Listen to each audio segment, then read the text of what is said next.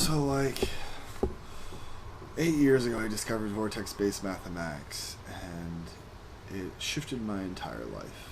I pretty much let go of everything I was focused on doing before then. And in that, it allowed me to see into a potential that was just mind-blowing.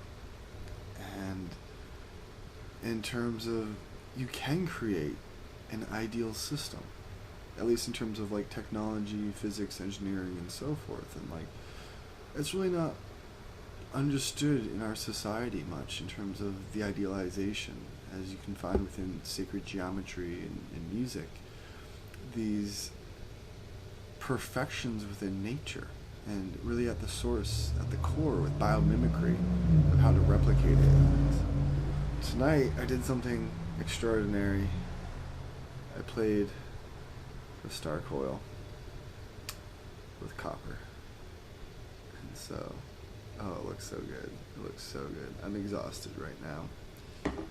I've been cranking for a while, and I usually elaborate since I discovered that potential within it took less than 2 years for me to fully shift into that potential, in the sense that it was pure alignment to the collective, alignment to shifting our world perception to allow space for even this potential to come in. And so I've been seeding this potential now for 8 years, and it's coming to a beautiful, beautiful point of birth of this plant breaking through the soil finally. And I've been saying for a while that I'm on the front lines of consciousness, and a lot of people are worried right now about power going to my head. I feel like I've been mentally preparing myself for this for years in terms of where things are going and where I've been applying my intellect and studying and observing the world around me and doing things ridiculously unorthodox in the most profound of ways. It's been hard to build my credibility up to this point, but now, because of all those unorthodox ways, my credibility is shining through in terms of my articulation and my presentation and my knowledge about so many things, and how I've been synthesizing and bringing things together piece by piece.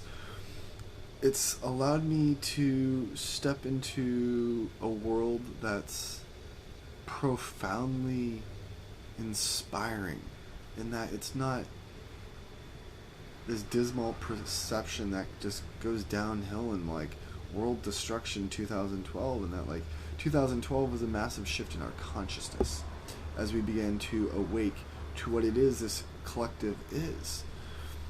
And so I stand before you as a single man, and as I grew into my current embodiment here right now before you, I was looking outside myself for gurus, outside myself for heroes, for people I could stand behind to help change the world. And the more and more and more I looked, the less I found it. The less I found, oh, here's Superman, I can put my faith in him.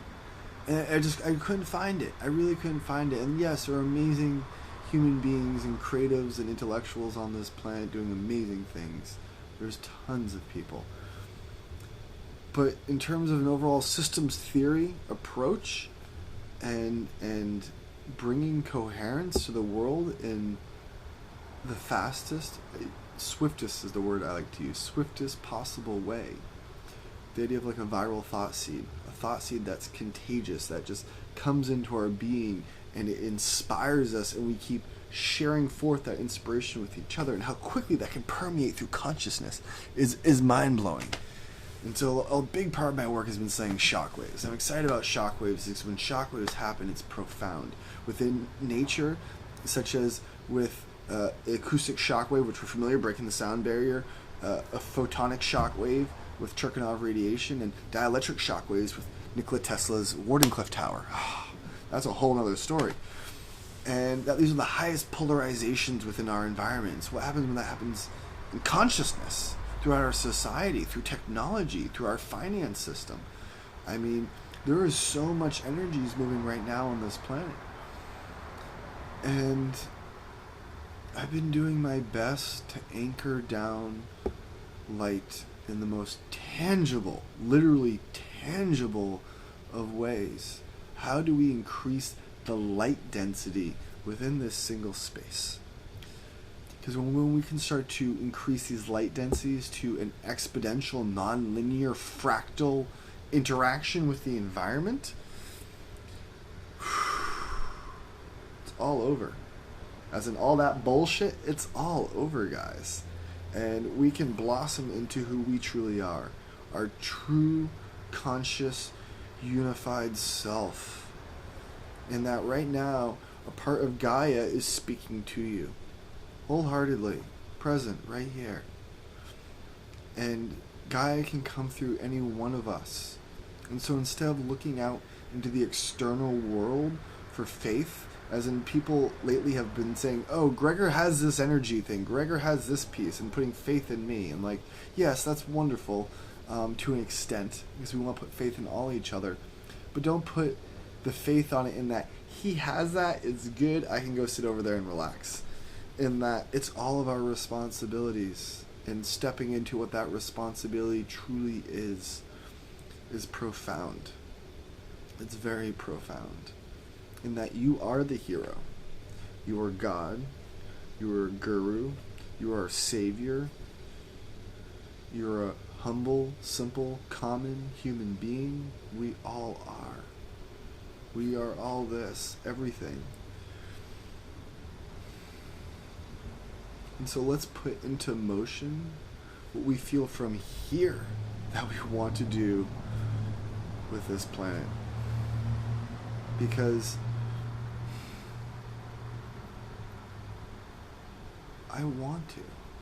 I want to wake up in the morning and be happy and be joyous and see my neighbors and my friends and my family and my team members happy and joyous and all partaking in the state of love and being in love and just wowness and honest and curiosity with everything around us, and just let it flow forth and come through and express it and create. It's such a wondrous thing to participate in this experience with all of you. And so for all of those that have supported me over the years and nourished me and inspired me, thank you. Let us support each other. Let us grow together. Let us evolve together. For this is our purpose. Thank you. Thank you so much. Blessings.